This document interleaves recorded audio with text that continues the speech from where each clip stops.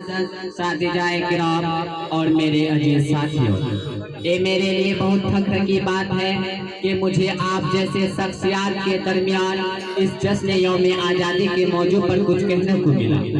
हजरात, हम सभी जानते हैं कि आज 15 अगस्त है और आज ही की तारीख में हमारा प्यारा मुल्क हिंदुस्तान अंग्रेजों की गुलामी से आज़ाद हुआ था।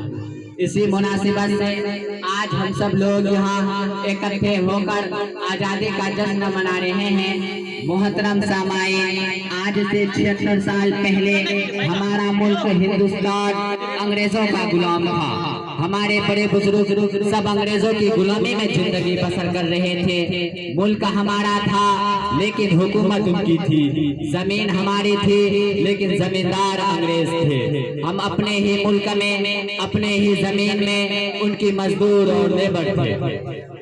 हमारे असलाफ ने बरसों अंग्रेजों की गुलामी में जिंदगी गुजारे हैं। हम इन दिनों को सिर्फ याद करके इतनी बेचैन हो जाते हैं तो फिर सोचे कि जो ऐसे हालात से गुजरे होंगे उन पर क्या बीती होगी। याद कीजिए, एक वो जमाना था जब हम अपने मर्जी के बगैर जिंदगी नहीं गुजार सकते थे। हमारे मुल्क के किसान दिन भर अंग्रेजों के हुक्मों के मुताबिक काम क्या करते थे। जब इन्हें रात में फरागत मिलती तो अपने खेतों में हल चलाया करते थे। सोचे उस वक्त कितना तकलीफ हुआ होगा।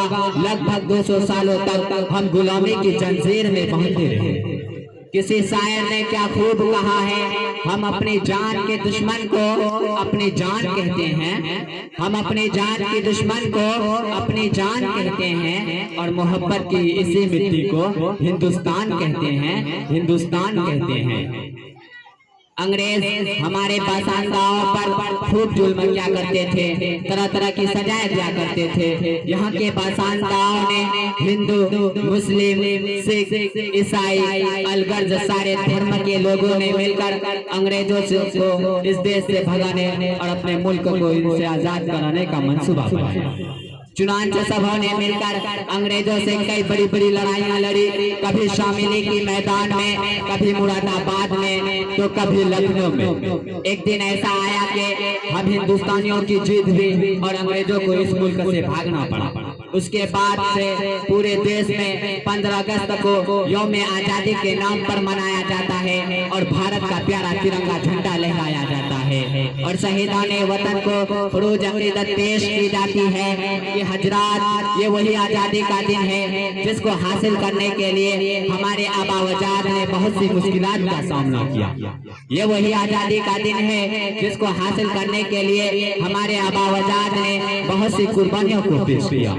ये वही आज़ादी का दिन है जिसको हासिल करने के लिए हमारे आबावजाद ने कितने खूने बहाए। ये वही आज़ादी का दिन है जिसको हासिल करने के लिए हमारे आबावजाद ने जुल्म और सितम का पहाड़े तोड़े। ये वही आज़ादी का दिन है जिसको हासिल करने के लिए शाह वलीउल्लाह ने अपनी जान की बाजी लगा दी। ये वही आज़ादी का दिन है जिसको हासिल करने के लिए कितनी उलमाए की गर्दन लटकाई गई।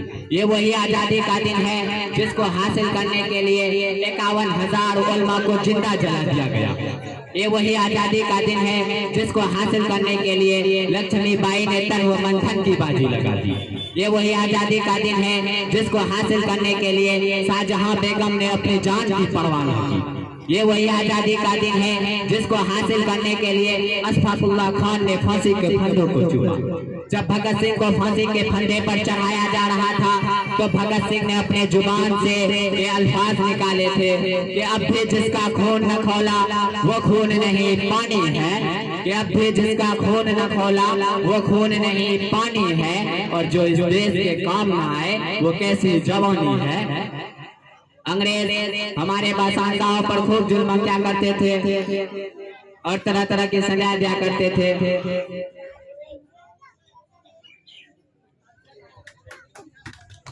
जोरदार से तालियां